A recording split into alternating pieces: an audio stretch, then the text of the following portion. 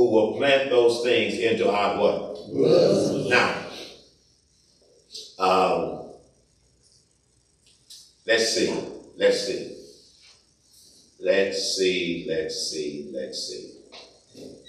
Somebody I can pick on. Lisa Yates. I'm not giving to that Pastor Brackens because if I give to him, I heard he has a gambling problem and he might go to the casino. So I'm not going to give. Okay. So you won't give to God through a man with a problem.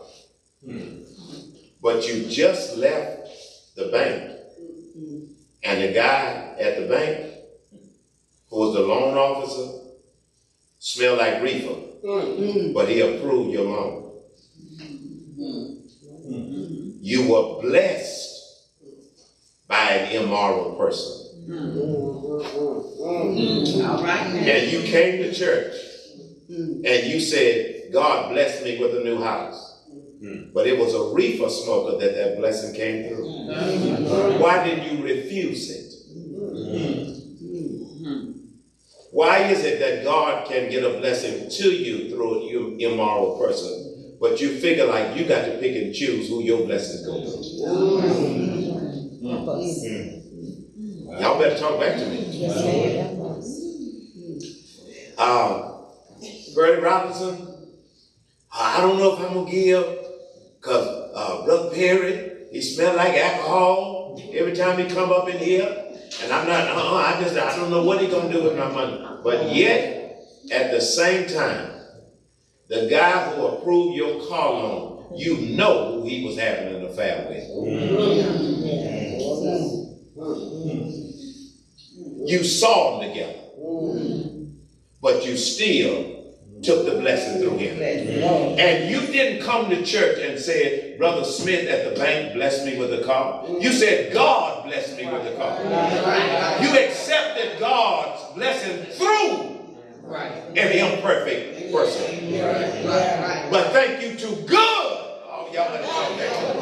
I ain't scared of none of that. You think you're too good for your blessing to flow through if you're truly giving to God. If you're truly giving to God, then you don't have to worry about the vehicle that it goes through. If you need $1,000 and I got it in a greasy chicken bag or in a beautiful velvet jewelry box, will it make a difference? No. It's always been the same. There are times when God will get a blessing to you through a greasy chicken bag. And there are other times that God will use greasy chicken bags to carry your blessing. Am I making sense? God controls the whole process. Good measure, press down, shake it together, run it over. Shall men give into your bosom? He's waiting to connect us with people who will plant those things into our bosoms. Our disobedience has led to depletion. God controls who blesses our lives now and in the future. He's in control of it. And then finally, the same measure that you give out is what will be used as the gauge to give back to you. We've looked at the command, we've looked at the compassion, we've looked at the control. Now let's look at the conclusion. Let's read it together on the count of 3. 1, 2, 3, read. Our giving or lack thereof will be determined by who we give to and who we trust for increase. Yes. I will not give to Christina Crawford if I don't believe there are some dividends behind it. I will not give to Kimbrough if I don't believe there are some dividends behind it. Have you ever paid don't do it much now because we got so much online, but back in the day, have you ever paid a utility bill or any kind of bill at a grocery store? What bill did you pay? Anybody? Light bill. Okay, light bill. Okay, light bill. Okay. What grocery store? Fiestas. Okay, okay. Watch this. You owe TXU. You owe TXU. You paid at Fiesta. Now, who was the person you gave the money to? Fiesta. No, who was the person? Oh, the lady, the cashier. What's her name? Was she a drug addict? I don't know.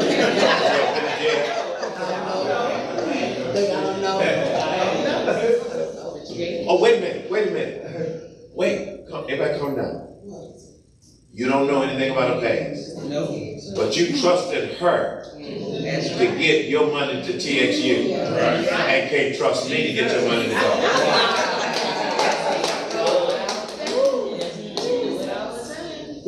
Would you look at somebody and tell me you're making too much sense? Did you go around the back of the building and see what she was driving? No. Did you tell her you look too dressed up? I'm not giving you my money. Do you all see how idiotic some of this stuff really is? God has said, whatever measure you use, that's the same gauge that I'm going to use to give back to you. I close with this. There's a story in the Gospel of Matthew about Jesus giving out some talents to 3 men. One man he gave 5, one man he gave 2, one man he gave 1. And we often misunderstand the response of Jesus when he said to the first 2 men, well done, thy good and faithful servant. You've been faithful over a few things. I'll make you rule over many. We often think that that's dealing with eschatology or once we get to heaven. No. That ought to be what we're looking to hear God say every time we finish fulfilling an assignment.